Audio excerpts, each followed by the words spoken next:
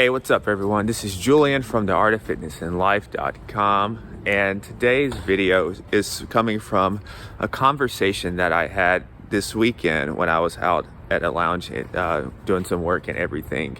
And I was talking to the gentleman at the bar, and I didn't have too much, by the way. I just had one espresso martini, and we were talking about like, what do you do and everything? And I pretty much, after I gave him the title and everything of what I do and everything, I pretty much just ask questions. That pretty much is what everything comes down to, is I just ask questions. And we were like interesting, and we got to talking about weight loss and all that good stuff, because it's January and it's that time of the year. And I pretty much said, he's like, okay, what's the process? Well, it's like, there's really only 5 questions that you really need to answer. It sounds simple, and there's a lot of things that we do, right, with the genetics, testing biological age and everything, but at its core, it's only 5 questions. And the first question is, what do you want? What do you actually want? Not what do you think you can get, not what should you settle for, but what do you really want? What do you really want? Everything starts with clarity. Without clarity, you have no direction. It's like not even having anywhere to aim. You're shooting in the dark without this clarity. So what do you really want? What do you really want? And oftentimes people say they want to lose weight, they want to get healthier, they want to do X and X thing, they want to grow their business, but that's not specific enough. You got to be very specific. It's, I want to lose 15 pounds, or I want to get down 5 dress sizes, or I want to go from a size 40 waist to a size 34 or 32. It's having supreme clarity. And I'm kind of a spiritual guy, and I think that when you're crystal clear, the universe tends to operate and help you even more, because then it knows exactly what you're asking for. And so the first thing, as I said, start off with, what do you want to do? What do you want? And so let's say in this instance, it's, I want to lose, let's say 10 pounds. Okay, so I want to lose 10 pounds. And so the next thing that we're going to do, the second question is,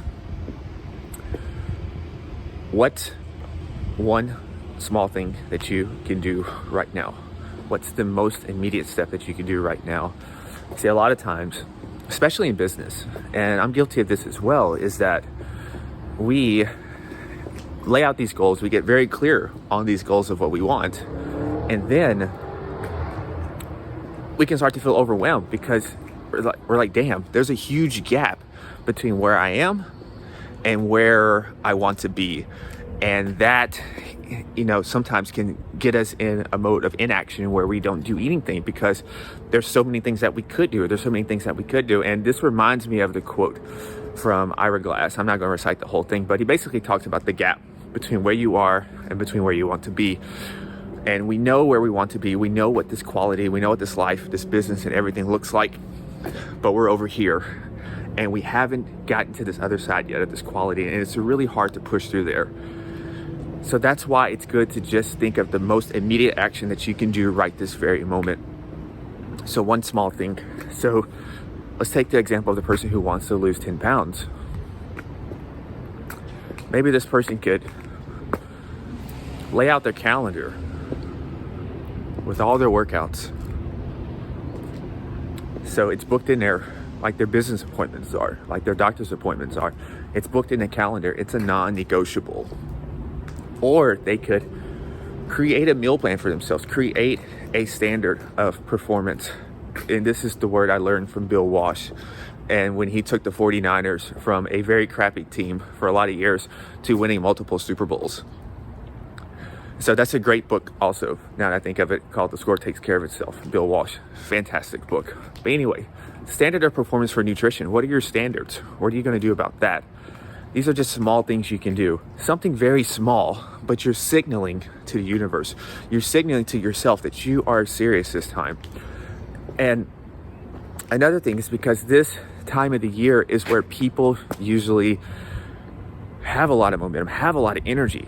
but it's not sustainable. And sustainability is the name of the game when it comes to optimizing our health and performance, and performing not just good for a short time, but throughout a long, consistent duration.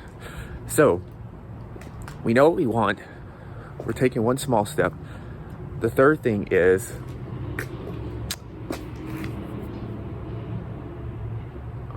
what is stopping you? What's that one thing that is stopping you? What's going to stop you? And this is where you think about different obstacles. And this is going to be different for a lot of us. For some of us, especially the entrepreneurs, it's work. It's being in demand, having so many responsibilities, so many things to do. And oftentimes what gets put on the chopping block is our own personal well-being, our own personal health, taking time for ourselves to nurture ourselves, taking time to sleep, taking time to get those workouts in, taking time to eat the foods that nourish us and that are good for us, instead of just the foods that are convenient on the go for us right now. So what's your chokehold? A few chokeholds. You don't have to identify 100 different things right then and there with that, but just think about a few chokeholds that is potentially stopping you in this moment. And then let's go to question 4. Oops, I accidentally hit the button to close it. So this is a new thing for listeners who are listening on the podcast. Is we're starting a YouTube channel, and this is more like a vlogging thing. So definitely, you're subscribed to the podcast, subscribe to the YouTube channel as well, because I'm going to be doing some things over there that is only going to be over there, and it's going to be more of the day-to-day thing. Hey, how's it going? Good, how are you? Doing good. So yeah, this is more like a vlog in the day-to-day life and everything. So had someone walk by while we're talking right now. So the fourth thing is, after we talked about what's stopping you, what could be a potential chokehold for you, the fourth thing is going to be, how might you screw this up? And we can call this self-sabotaging. There's many different words that you can use for it, but I like to think of that's the fourth thing, is how might you screw this up? And pardon the wind here, so it's getting a little chilly here. I think it's about to snow. But how might you screw this up? And we all have different forms of self-sabotage. And a lot of times we think we have a fear of failure, but we really have a fear of success, because usually with success comes a lot of responsibility, comes expectations. And sometimes we're scared of that. Sometimes we're scared of those very things. So how might you screw this up? You know, for me, it's not planning effectively. And for me, another thing is taking on way too many projects. I get very ambitious, I think. I like to push things to the limit. And so sometimes I have too many things on the plate. And what that does is, obviously, I start sacrificing on sleep. And then one thing leads to another. Maybe the food choices are not as good. Maybe my workouts are not as good. So this is going to be a very individualistic thing, but you must ask yourself, how might I screw this up? What are ways that I typically self-sabotage myself? It's absolutely critical. Before we get into genetics, before we get into all the peptides and supplements and all those things, we got to develop the self-awareness. We got to know our own psychology. We got to know ourselves and how we're wired. The fifth thing, this is the most important one, is who do you have to be? Who do you have to become to get this thing? I know we all heard this thing, be, do, have. A lot of times we want have to be first, but that's not how it is. It's be, do, and then have. So who do you have to be? Who do you have to be? What kind of person do you have to be to get this goal? Who do you have to be to lose 10 pounds? Who do you have to be to reverse and redefine the aging process? Who do you have to be to build that 7-figure business? Who do you have to be to get that dream wife, to get that dream husband, to have that dream life? Who do you have to be? Really think about that. It's easy to say we want all of these things. Everyone in the world wants these things, but are they willing to pay the price? Are they willing to be uncomfortable? That's the difference. And that's the separating point. So as a recap, what do you want? What's one small step you can do today, right now, to signal to the universe, to signal to yourself that this time is different, that you are going to hit that goal? What's stopping you right now? What are your chokeholds? The fourth thing, how might you screw this up? How are you going to self-sabotage yourself?